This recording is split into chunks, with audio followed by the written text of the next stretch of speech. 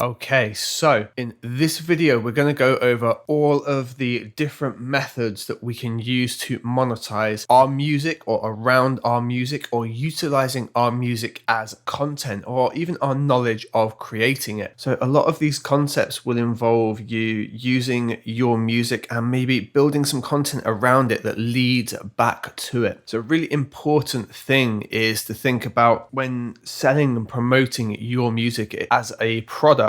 A really great way to get people to interact with it is to give them something of value first. Now, a way to do that used to be to give a free download to one track from an album. However, there's been sort of this shift where people generally won't be too interested in a download now unless they are going to use that for a specific purpose. So this works well if your audience, for example, are video creators and you're letting them use that music for free in a video. A download works really well for those. If a big part of your audience are DJs and live performers, a download's really useful for them. It's got value. However, the majority of listeners now will stream the track. So the free download, especially on something like mobile, doesn't have as much value. So a way to bring the value first is to give them some kind of use around the music and get them to hear it almost passively. And there's lots of different ways we can monetize around this. So the first one we're going to look at is YouTube and YouTube ads. Now, I imagine the majority of you will be familiar with YouTube ads. When you play a video on YouTube, you sometimes get an ad before it, during the video, and even sometimes at the bottom there are featured products. All of those things constitute YouTube advertising, and that does bring revenue. So the way I do this is I will create some kind of a valuable video. It's potentially how you initially found out about me, and that video will provide something of use for you, whether it teaches you a technique or answers a simple question for you. And in that video, I will usually feature music that I have yet to release. Now, obviously, as the video ages, that's the music that is out there and available. Plus side of this is I've got that track and interest in that track being listened to, and the person didn't come specifically to listen to it. They came to get some value around it first. By doing that, if they enjoy that piece of music, they've got an inherent interest that they made the decision for. It wasn't marketed or pushed to them, which makes it a lot easier. In that process of doing that regularly, you can build up revenue from YouTube. Now, YouTube for me makes around $250 to $300 a month at the moment. And, I had a child recently, and in that time, I actually took 8 weeks off. We had a really difficult period, and in that time, this didn't slow down because there's so much energy behind it already, and it provides value to around 70 to 100,000 people each month. It just kept rolling over. So I could stop YouTube now, and I know for sort of 6 months or so, it would just keep generating that money each month. Now, for you to achieve this, we need to get to 1,000 subscribers and 4,000 minutes of watch time, which actually isn't massively hard to do. The 1,000 subscriber thing, if you're providing value for people, you can achieve that in a matter of weeks. You can definitely do it within a year of just putting, say, one video out a week. So it's a progressive thing that builds up over time. But like I've just said, now I could stop and it would still be generating me income. You sort of put the work in first, you build up a big surplus, and then that trickles out. It's kind of like putting the pressure behind a dam, and the dam lets it all trickle out over time for you. Really, really good way to go. But YouTube ads do have a downside. So YouTube ads have a really small margin, meaning they pay less than a Spotify stream in general. But the plus side is works completely on autopilot. Someone looks for a solution to a question, they find my video, they click on it, I generate income. They listen to my music, that's awesome. They then may check me out on Spotify, follow me on other platforms, or watch another video. And that involved nothing from me apart from the pre-work of building up a quick video on whatever subject it could be. What YouTube is also absolutely incredible for is tie-ins. Now, I'll mention tie-ins a few times in this lecture, but essentially what they mean is you can tie in other products, other offers, other services. So for example, I do lots of videos with a company called Waves, and I tie in Waves plugins with what I'm doing. So it means that I can get paid to make the video, I can get paid when the video is watched, I can expose people to my music, and it can be a benefit for Waves. And we can have a look for why that's useful as we go through the other methods of income generation here. So our next one is SOUNDCLOUD-ADS. Now, this will be interesting to a lot of you. I imagine most of you don't really know that you can actually generate income via SoundCloud. Now, I do this. It generates very small amounts for me, literally like as much as $1 a month. But in the 3 years I've been doing it, hey, you know, there's like $100 or so that I wouldn't have had before going across the different accounts I have. Now, to do this, we need an aggregator, and provided in this lecture, there will be a set of aggregators and things for the different services that we can look at. But once we're set up with that aggregator, when someone goes to play our track on SoundCloud, sometimes they'll get played an ad and it gets collected. Now, another downside of this is it's very, very, very small margins. You'll be getting tiny volume. Even if you're getting millions of plays, this will be much less than something like Spotify. However, it requires little to no effort. Building up a SoundCloud following, you can literally just post music on SoundCloud and let it do its thing. There's not much in terms of discovery, but as long as you post to blogs and you link back to your music and you maybe tie in with YouTube with your SoundCloud links, there's a way there you can get paid twice straight away. So it requires very little effort to do, and you'd be insane to not set it up and not tie it in with everything else. Then we've got PPL and PRS. Now, these services vary from different countries. Check the documentation if you're in the USA or Canada, and I'll have the different companies listed out for you there. But the service they provide is generally the same. So they will collect performance royalties. This means if your track is being regularly played or performed in nightclubs, for example, where things aren't generally tracked, some places will actually track the tracks that were played in their venue. This can account for things like gyms and other places that have paid for music royalty licenses as well. They perform all the collection for that, and then they algorithmically essentially work out how regularly your song's been played in certain areas and venues, and they dish out payment for that. This can be quite lucrative, especially if you get featured in something like a gym. If there's a brand gym that play the same playlist across all of their gyms, it can work out very well for you. If you've got DJs playing your tracks as well, that can also work out very nicely for you. These also collect airplay royalties. Airplay being radio play generally, also includes internet airplay as well, and they will collect that based on the ISRC codes that you provide from your track. That will be logged every time that airplay has occurred, and depending on the station, number of listeners, time of day, there'll be a fee associated with your track being played. They collect that and they'll send you a check or bank transfer every single month. So if you're pushing your music in that sort of area, even if you're performing it live, you should be listed to do this, because you can claim your own live performances. You can go into the PRS system, log the performance of your particular tracks at a particular venue, particular time, and you will get paid for those live performance royalties. So streaming, here we've got Spotify and Apple Music. You will know that there are a host more as well. Really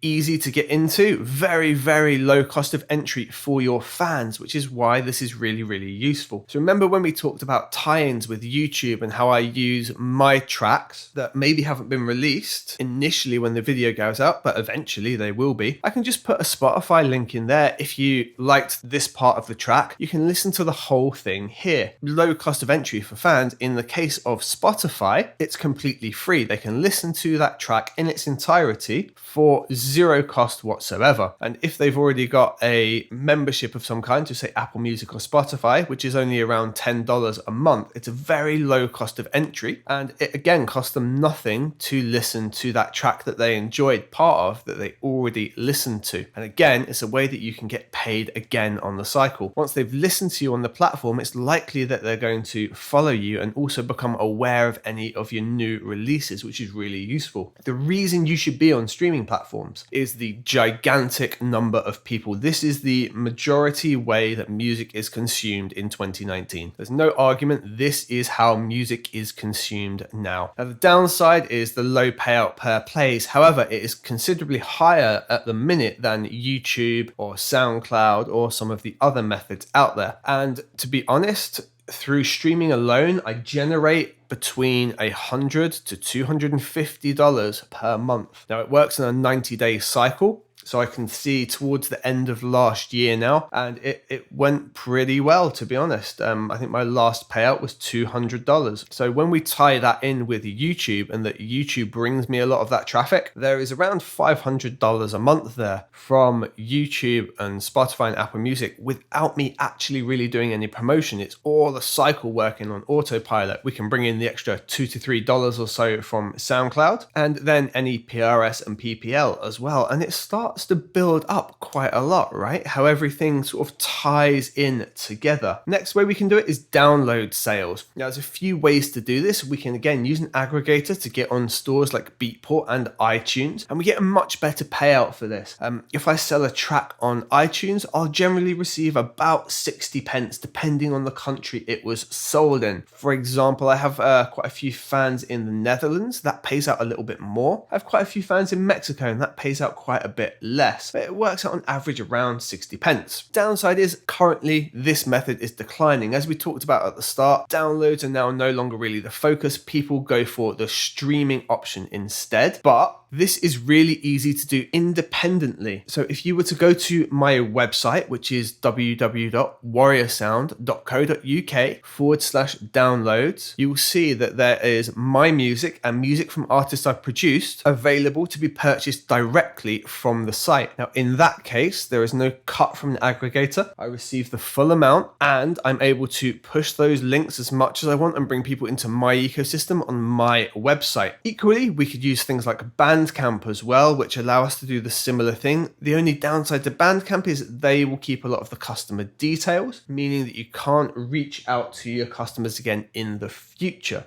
But download sales are absolutely still a viable way to make some income. And the people who are going to buy these are going to be, like we suggested earlier, DJs and things like that who want to play your music out or use it for other sources. Equally, you might build up a group of super fans as you go through this process of building up a bigger and bigger network who simply want to have something purchased from you and help support you. This moves us on to custom merch, talking about fans and having everything supported and a nice little cycle going on. Now, the reason I stopped my merch line last year was because when I had my daughter, it was overly time consuming for me. However, it was profitable, but I couldn't keep up with everything required. Now, I would suggest that you're going to focus on particular areas of these to really help you generate income. If you're going to go into merch, we need to make sure that you've got a good audience, that your merch is good, and that you've got the time to fulfill it, or that you're at the point where you can hire someone to do a lot of the processing for you. Now, there are absolutely ways to have it completely automated. The logo up there is a company called Printful. Printful will allow an order to come in, they'll manufacture it, and they'll ship it. However, when you start doing this in bulk and it becomes profitable, because they will charge you quite a bit extra for all of those services, which is something you could do yourself, you will still get returns. Returns come to you. You will get payment issues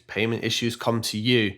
You will get queries about certain things with like material and what print type is and that the color is slightly different. All of these things end up coming back to you, and it became too time consuming for me to keep on top of. Even though it was turning a small profit, the time involved was not enough. However, if I had had the time to keep pushing into this, and I absolutely will, because I still have all of the assets I created and all of the custom clothing designs that were created, it could be very, very profitable. If you are an artist who goes out and performs live, you should absolutely have merch pre-made. Now, this does incur some kind of upfront cost. However, someone who's just seen you perform and enjoyed your performance is much more likely to want to buy merch from you, and custom merch can include a disc as well. And it's a really good way to build your brand and build a relationship as well. And you don't really have to do anything in terms of a sale, but you may have to get someone to man your merch stand, if you will, while you're performing. Sample packs. So sample packs are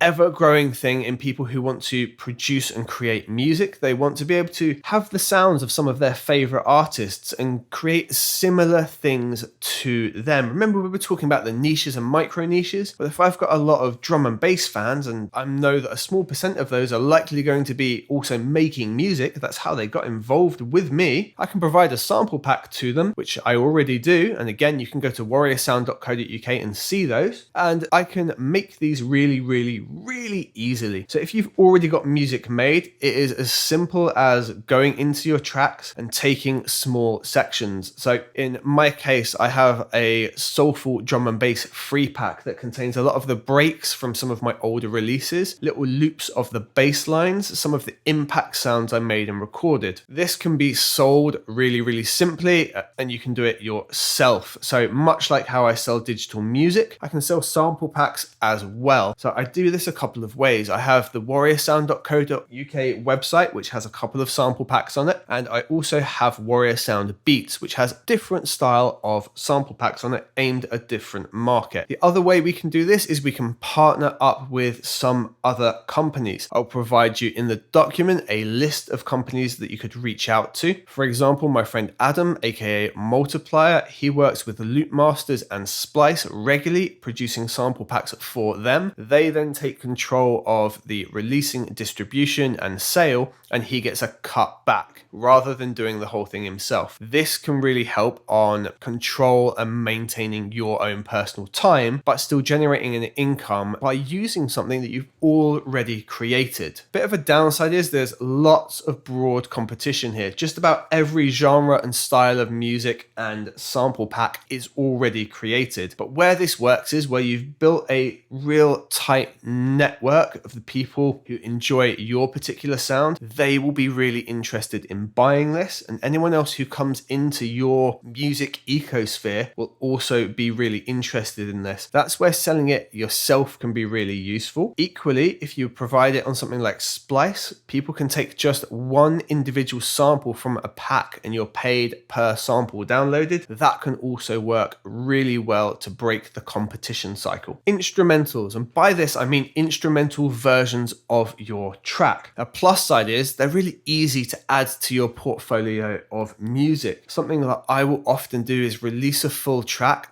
and as a B-side have an instrumental version. If somebody enjoys the original track, they may well enjoy the instrumental version as well. That's instantly generated another play. If only 20% of people do that, that's an extra 20 plays for each 100 people that discovered my track. Other useful thing is instrumentals have multiple ways of being monetized. They can also be sold as instrumentals, and they can also be used in something we're going to look at earlier, and they can also be used in something we're going to look at later, called sync licensing. What it does require is a little bit of persistence for them to become useful. We can just tag them on to single releases and pick up the odd play here, but if we want to regularly be generating income from instrumentals, from sync licensing or selling the rights to them, it requires a lot of persistence to get a culture of people who are willing to do that. If you want an idea of how big and important this actually is, check out the website beatstars.com. There are hundreds and thousands of beats uploaded there each year, and they are instrumental tracks that people are purchasing to use in TV shows, in film, or to create their own music over. It is a huge market. There's nothing to stop you producing a full track of your own, releasing it, and then providing an instrumental version for someone else to do the same thing. My favorite example of this ever is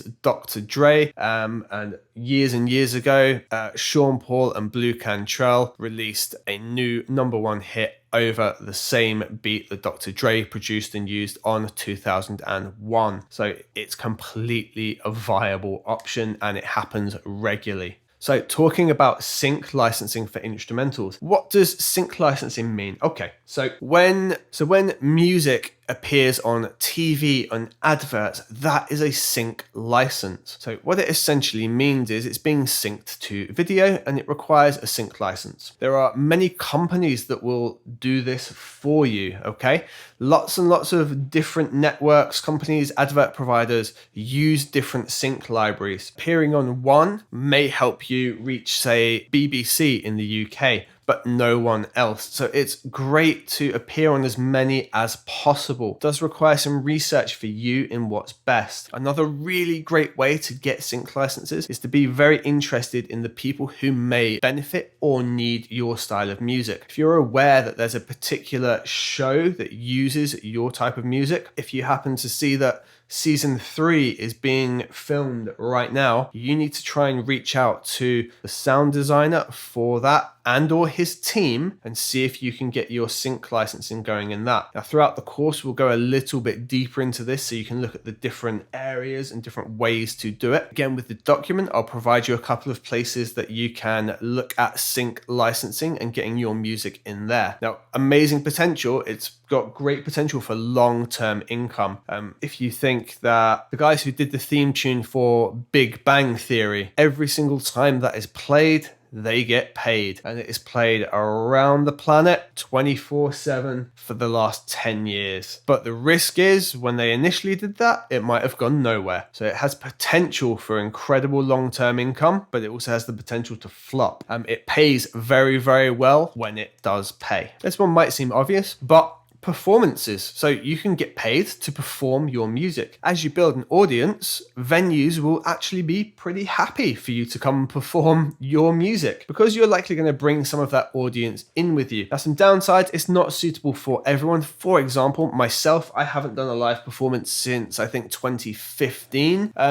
Because I used to DJ and it just hasn't become a thing that I've been able to practice at the minute. I've got so much other work on, it's just taken a fall to the wayside. But if DJing is one of your final goals, performance is absolutely something you should be putting into. If performing on stage is one of your final goals, you should be also putting as much of your energy as you can into that. Whether you're performing to 1 or 2 people, this is how audiences are grown, one person at a time. Now, some downsides, it's very time consuming to travel to venues, reach out to venues, and practice your performance so that it is amazing each time. However, if you put all this extra work in, again, we can tie things in. So it's an amazing opportunity to sell merch as well, equally as well as to promote yourself in your other areas and get people interested in perhaps streaming your music once that has ended, and maybe to get people interested in streaming your music once that performance has ended. So sponsorships. Sponsorships is something that I do quite a lot, and this is where a brand will sponsor you to create a piece of music or a piece of content or a piece of content around a piece of music around their product. And it's absolutely a really great viable way. If you look at my YouTube channel, you will see that some of those videos have got sponsors around them, and you can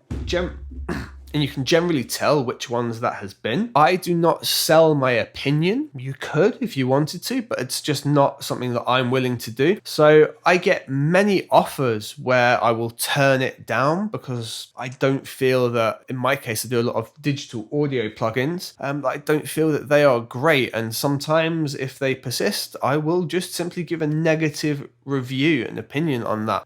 Have a look at the Slam Dog one that I did, for example. They're a very lucrative and profitable way to monetize your music, and as well, because they can do tie-ins so well with YouTube, which ties into Spotify, which can tie into sample pack downloads and just build a whole new cycle of awareness, they are very much worth doing. If you can get the upfront cost paid before you've even had to produce a video, you're in really good stead. Now, a downside here is sometimes there are T's and C's or an NDA. An NDA is a non-disclosure agreement, and they can be quite awkward to work with sometimes, although you generally get used to it and you generally get used to the T's and C's and NDAs and not being able to talk about certain things. It can sometimes affect release schedules. So if there's a T and C and a NDA in place and you were planning to put a piece of content out and then there's a 3-month delay, you are stuck in that 3-month delay. It is unfortunate, it happens, but you have still been paid. And if you're anything like me, you'll just continuously be putting more and more work into your pipeline. So when these things happen, it's just a case of a quick reshuffle and you've still got something else to go at that time. These can reoccur regularly as well once they've happened and you've delivered well once or twice for a company, to the point now that it's a very viable option for myself with multiple companies. And I can equally reach out to them, go, hey, I've seen this. I want to provide this value to you around this. What can we do? We've worked together before and something will usually come of it. Sponsorships are an excellent way. You'll see this a lot with bands who perform live by having, say, a banner for example, Jack Daniel's, Smirnoff vodka, various other beers that will sponsor the live performance of that band to have their brand portrayed with them as well. Sponsorships, excellent way to go around your music. Affiliates. So this ties in nicely with sponsorships as well. And we usually get an affiliate relationship with a sponsorship deal. What that means essentially is any sales that come out from the sponsorship and the work we put in together, we get a cut of. So for example, if I produce a video to show a particular plugin and that video drives traffic and sales to their website, I will get a percentage of all of those sales. So I've been paid for the video. There was an advert on the video that also paid me. And then the video enticed a sale, which also paid me. And then the person also liked my music, so they followed me on Spotify, which also paid me. Do you see how we've built up 4 or 5 different income streams all around one small area? This is incredibly important. So this is how affiliates work. What else is useful? They will often provide you with some kind of support. So I will often find that my affiliate partners and sponsorships will share any work I've created. They're not just there expecting you to do everything. They like to have extra content and people talking about it, and they will reshare on Twitter via their profiles, in turn building more people into your cycle as well. These provide regular income. I get paid monthly from a number of affiliates and I do very nicely from that. And you increase profits over time. So when I first started, I think 2016, my biggest month for affiliates was, I think, £79. Not great. At the start of this year, 2019, it was about £1,000 just for that month from affiliates, which was great. It's a full-time income just from that. Now, crowdfunding is incredibly useful as well. I have yet to build a crowdfunding campaign simply because I haven't needed to, but it's something I keep looking at and thinking I really should do. It's incredibly low risk, so you can build a crowdfunding campaign knowing that it's not really going to cost you anything apart from some time and promotion. It can yield incredibly huge sums. I've seen bands build excess of £100,000 on, say, Indiegogo, and a really small drum and bass artist called BC managed to get 12 grand for an album as well, which is also just really interesting to see how people are able to support. You can also use it to bring a lot of new people in as a discovery mechanism, because you can have a nice introduction, what you're about, what I've done in the past on there, in a way that people can be interested.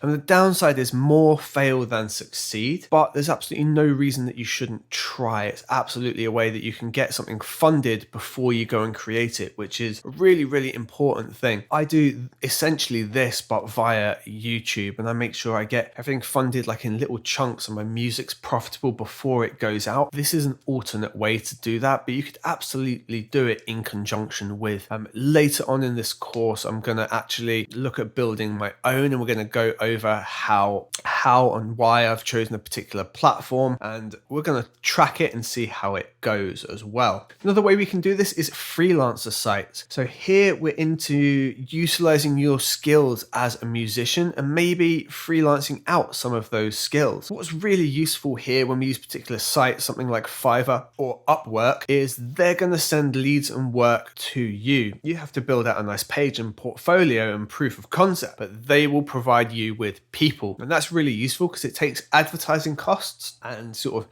your buy-in expense and reduces it down massively. Unfortunately, it can be kind of low quality leads. What I mean by low quality lead is you'll have someone with much higher expectations than you're going to deliver at the price point that is being illustrated by the particular freelancer site. Equally, the buyer is much more protected than you are. So if you were to take your time, produce a piece of content, and the buyer is not happy with that, they will get their money back via that platform regardless of your work. There are many people who make a superb living this way, and some websites are absolutely better than others. Upwork, for example, has a much better reputation than Fiverr, but it is a viable option. It's something to consider, especially if you've got a skill that you could outsource regularly. Really simple one is I use vocalists quite a lot, and I will hire freelance vocalists quite often. There's a site I go to that's really great for hiring those, but you might have a specific thing that you're superb at that you can freelance out, will only take a little bit of your time each week and help you generate new fans and income. So songwriting. What I mean by songwriting is the actual written notation and lyrics of a song, and you can sell that to other people. Now, it's incredibly hard to establish yourself as a successful songwriter without a successful song being written. There are many artists out there who used to write for other artists, had success with them, and then took themselves into being successful artists. This was their start out into the industry. So it becomes hard to establish, and with it being hard to establish, it's hard to charge good rate. However, you might be charging small amounts, enough to cover the cost of time involved. However, once you've done that, if you have a successful track, despite your small initial income, you hopefully would have negotiated to keep a lot of the performance rights. You won't have any of the mechanical rights, but you can absolutely retain a percentage of the performance right. The artist Peter Gabriel, this is how he makes the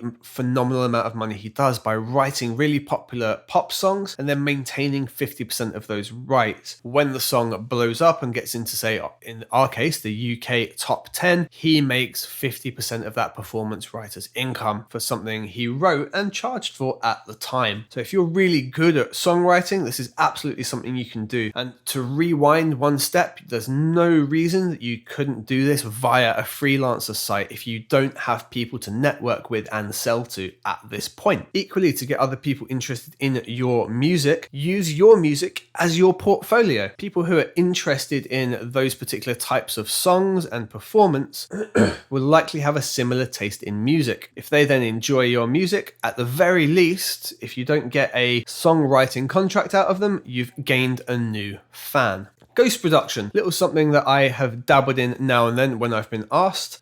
Again, really hard to establish authority and charge in this, but your work generally is going to prove what you are able to do and be capable of. There are some legal issues that absolutely come into this. Like with some sponsorships, we'll have NDAs to deal with, meaning we can never disclose that we produced a particular track. There are many EDM artists out there who use ghost producers, and some of them aren't even particularly hiding it. There have been a few, let's say, faux pas where they've come out to do a breakdown of a track and they don't even know how the track was actually made, or they've got a quote-unquote engineer there with them to help them break down that particular track. This is a sort of big seedy underground business, but it's very, very, very lucrative. The thing that makes it difficult is you can ghost produce a track that has a bit of success, but you can't ever use that as a selling point, so you're almost always starting from scratch. There are, however, some companies who hire in ghost producers, and I'll put those in the document for you as well. If this is something you wanted to look at getting into, you could absolutely approach some of those companies first, but they would expect you to have a very high level portfolio. Teaching and skills. So this is something that I do all the time. This generates me around £700 a month, and I do it 2 days a week. Really, really simple.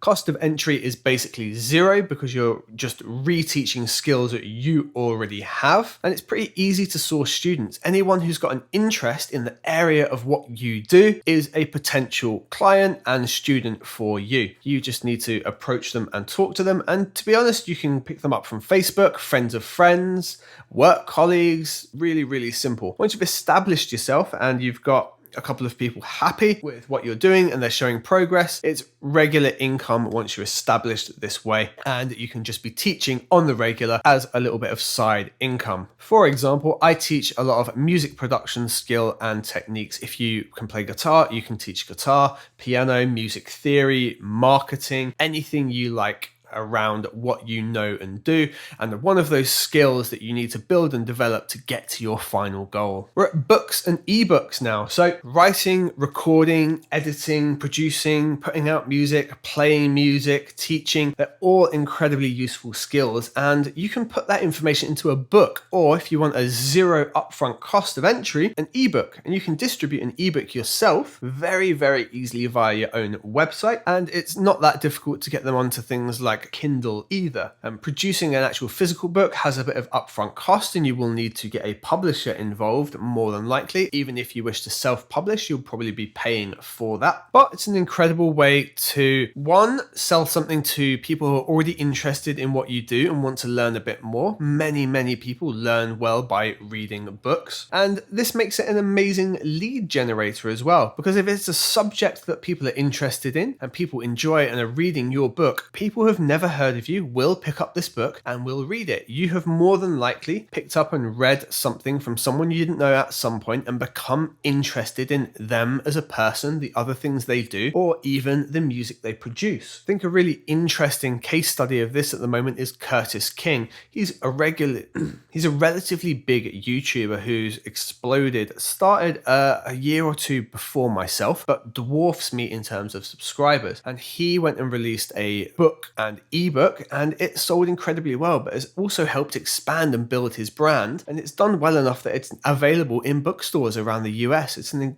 an incredibly good move for him, and it's all around how he became the music producer he is today. There's no reason that you haven't got a big enough story to put something like this into the world. It could even be a short ebook about how you learnt to play an instrument. People will be interested in that. They love the story and education of how somebody else achieved something. Podcasting. This is almost what I'm doing with you guys now, but we're doing it in a course format. Sit down, talk into a mic. The cost of entry is absolutely tiny. You can do this if you've got a mobile phone with a half decent microphone in it. You can record it via an iPhone free into something like GarageBand and distribute it as a podcast. Podcasts have a huge growing audience. So the podcast I put out with Multiplier last year, that was getting around 2,000 people each month listening to it while we were able to do it. Again, unfortunately, due to time constrictions, I had to pull it, but it is coming back this year. It's also incredible for tie-ins. You can provide links to services that you've talked about in a podcast. We can then link in affiliates. We can also gain in with sponsors. It's incredibly good for building an audience and authority around what you're doing as well. Naturally, we've gone from books to podcasting to audiobooks. Now, again, really small cost of entry. You could actually record it on a phone and have it be of decent enough quality. I've certainly listened to audiobooks that are not particularly well recorded, but I've still taken a lot of great info from. Again, these are growing in popularity. People are buying more and more from places like Audible and the iBook store. If people were interested in your book, there will be a group of people, and they're going to be a group of people like me who don't have the time and or struggle to read and much prefer the audiobook experience. If you've already written your book or ebook and or your podcasting, creating an audiobook will be really easy for you. It's just an option that you should absolutely execute on if you've already done those areas. You can create an audiobook about the experience of creating your album. People will absolutely be interested in this. Now we've got blogging. warriorsound.co.uk started as a blog. Tiny cost of entry, requires a few minutes to write each day or each week, and you can recycle other content. So if you go over to warriorsound.co.uk warriorsound.co.uk and hit on blog, you will notice that my YouTube videos feature in the blog and have a write-up about what contained in the video, and then we've got any other tie-ins with any companies or sponsors all on that page. It's excellent for SEO, which is search engine optimization. People looking for particular answers who maybe don't land on my YouTube video may well land on my blog for the same answer and be able to read it and or watch the video and or become interested in my brand. For example, the little warriorsound.co.uk website that currently gets around 300 blog readers a month, and lots of those will then tie into my YouTube channel and other areas. And that wraps it up for different income methods around your music. So I completely understand this probably feels like a lot. You've got access to this video for as long as you need. So go back over it anytime, make use of the documentation. And if you've got any questions in the Facebook group, simply tag me, ask me, and we'll be talking about it in there. Well done on getting through this section. It's been a huge video and this is a huge undertaking.